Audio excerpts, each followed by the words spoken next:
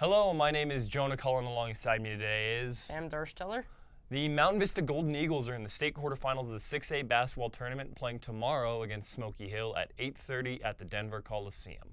This is the Golden Eagles' second consecutive trip to the quarterfinals, and they're hoping, as the 2 seed, to qualify for their first state championship game. We're going to preview the Golden Eagles game against Smoky Hill and take a look at the entire bracket. Number 7 Smoky Hill is led by head coach Anthony Harden, and Smoky Hill is 18-6 with 3 of those losses being out of state. They're led by senior Kevin Sila, who has come into the season with extra motivation.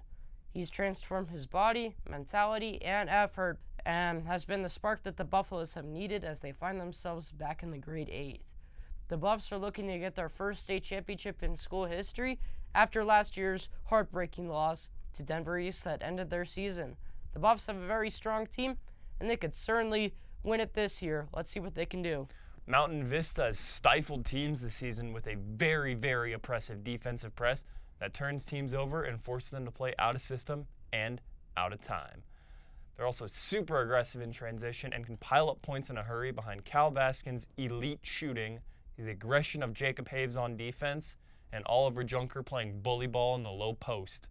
Smoky Hill is a physical, talented team that is probably as tough a matchup as any Mountain Vista could have drawn. The top seed this season is Fruita Monument. They are 24-0, and they play teams on the Western Slope, so most of these teams don't really know them that well. But they've dominated their opponents in the tournament thus far. They're winning their games by an average of 15 points.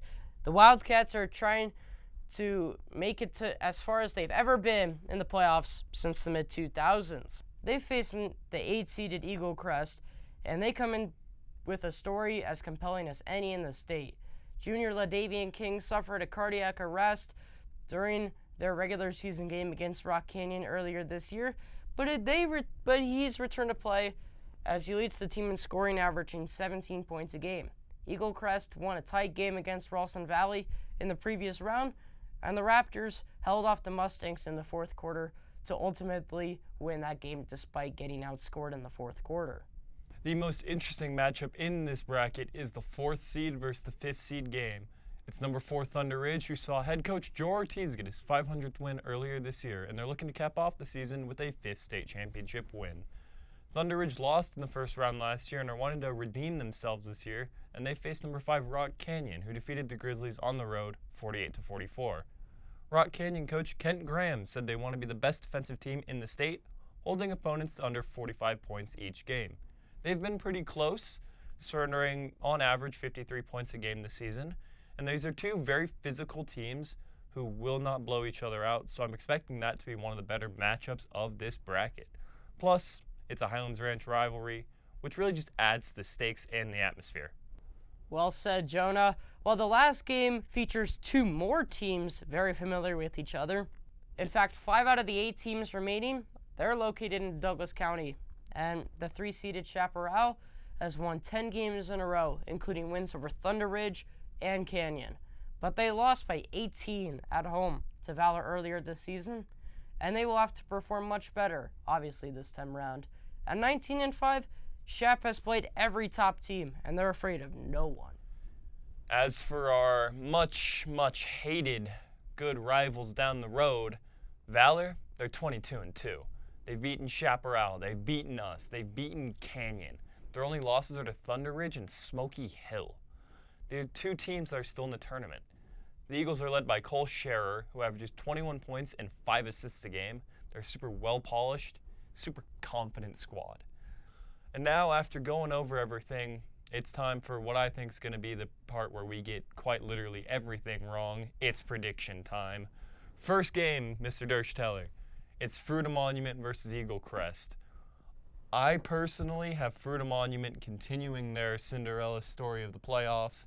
Sure, they've got a weak strength of schedule coming in, but that hasn't stopped them. They've been able to win twice in a row. I see no reason that they can't make it 3. They're going to make themselves known for sure, and everyone's going to know them by the end of this. Next up, we got Mountain Vista taking on Smoky Hill. Jonah, what are your thoughts for this? Well, I mean, the way I see it is Mountain Vista on their day can beat anybody in Colorado. It doesn't matter. We've seen them blow other teams out. But then on the other side of the spectrum, the game that I was calling against Monarch, if we play like that, we're getting eliminated. I mean, there were multiple times where Monarch could have capitalized, but they just didn't. And in the Elite Eight, you can't do that. These teams will pounce on mistakes, and they will eliminate you if you play sloppy. Especially teams like Smoky Hill. They're very strong, and they'll give Mount Vista a hard time if they can't play the way that they usually do. So this will be a tough one, but I got Vista in this. I think I'm going to have to agree with you. Next up, though, this is going to be a toss-up. Number 3 Chaparral versus number 6 Valor. Obviously, Valor beat Chaparral earlier, but that was when the season was still young. And I mean, Chaparral, they're ranked 3 for a good reason. Very strong basketball team. So give me the number 3 seed. Continuing on. And we saw them too. If you tune into Vista now to watch that Chaparral Mountain Vista game, they were pretty strong. So they're the number 3 seed right now. They look really great. I'll take Chaparral as well. Next up, we got Thunder Ridge versus Rock Canyon. Probably one of the most intriguing matchups out of this Grade 8. And both these teams are in Douglas County. They're right next to each other. They're big rivals. And this is going to be a really, really fun one to see. Yeah, you know, I mean, Thunder Ridge, you got a coach who's sitting on 500 wins. Rock Canyon, you have one of the best defenses in the entire district. It's going to be really interesting. I might actually leave early to go see that game because that's how great I believe it's going to be. I don't even go to either school, but I just want to watch good basketball, and I know for a fact that game's going to provide good basketball. Give me Rock Canyon taking Thunder Ridge out in the Elite 8. I can't see Thunder Ridge's coach be sitting on 500 by the end of the season. They got to win this one. I'll take Thunder Ridge over Rock Canyon. Well, this is going to be an interesting playoffs. Will Mountain Vista get to go to their first Final Four? Will Smoky Hill pull off the upset? Will Rock Canyon win?